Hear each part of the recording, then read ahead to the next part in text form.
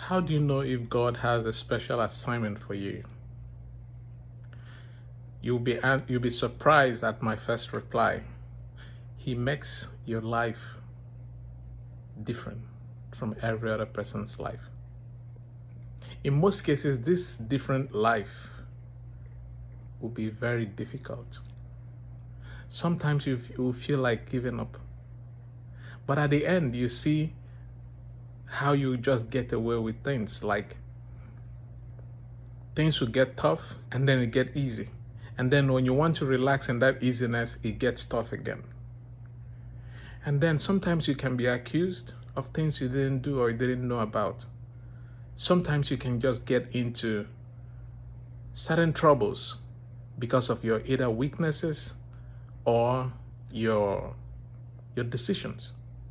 If you read the lifestyle of many people who God called, who were called by God, none of them found it very easy, especially when you have a true life with God. He makes you restless. He makes your life different. People will always spot you like they spotted Jesus. The devil also knows you. The same way he knows Jesus, he said, "Have you come to torment us?" People will speak about you.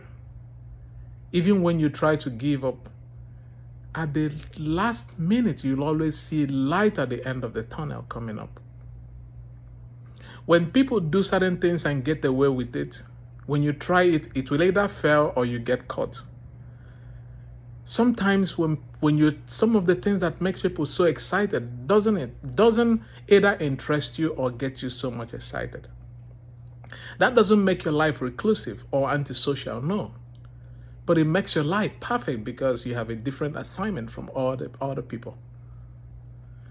And sometimes you will find yourself reflecting over the gospel over and over again. And then you wish you could have a platform to evangelize, to minister, to talk about some of the things that God has put in you. And then you cannot. And then you feel that frustration inside of you. These are some of the signs that God is calling you. And also, he can also give you this kind of injury or a wound that will always remind you about Jacob, who became Israel, who fought with the angel. And that moment, when you get to that moment, just know that you're also nearing conversion.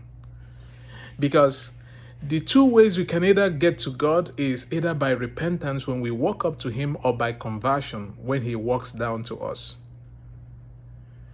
You can remember the life of St. Augustine, the restlessness he felt, and he said, "Our souls are restless until it rests in you."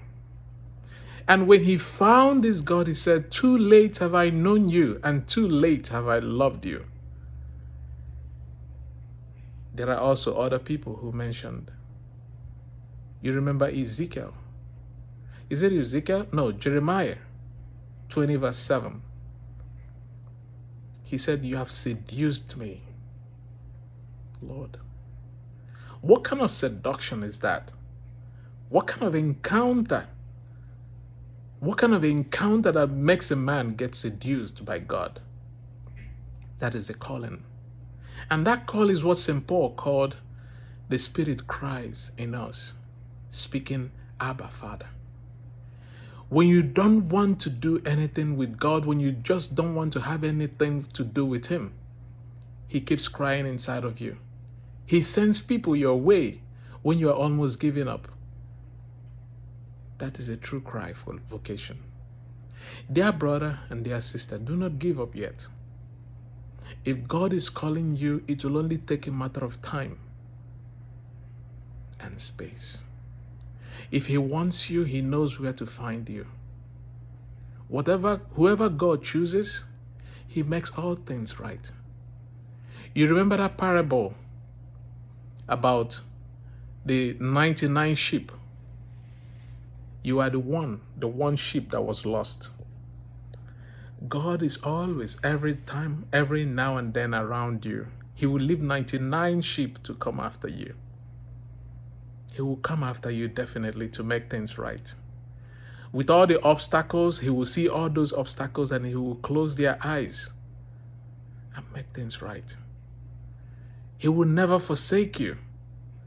All he needs from you is your faithfulness, your steadfastness, your consistency. It is God who calls, not man. That's how powerful it is about this vocation. Only God calls. That's why it's called vocare, to call. You know the stories of Samuel, the story of David, the story of Joseph, the story of Moses, the story of Ezekiel, the story of Isaiah, the story of Jeremiah, the story of all the prophets, all the apostles. Look at how they were called. It was not a pre-plan. You can't pre-plan it. It happens by accident. Sometimes we oppose it. Sometimes you will oppose it. Imagine Jonah. After all he did, he was captured. Imagine St. Paul. Imagine Peter, who denied Jesus. So it doesn't matter how bad you are. He knows you. According to Jeremiah 1 verse 5, before you were formed. So the decision to call you did not start in this life. It started in the life before you were here. So every other thing that is happening is like the Prince of Persia holding down the grace that is coming upon you. And your Archangel Michael is coming for your victory. Trust in him. Cast yourself into God. He will never forsake you or abandon you. That's his promise. The decision to call you to minister to him, to the people of God, and for God did not start in this life. So nobody's decision can ever stop you. No recommendations, no assessments can stop God from calling you if he has called you from time immemorial. So I just want to encourage you not to lose hope. Stay in that grace. May God bless you.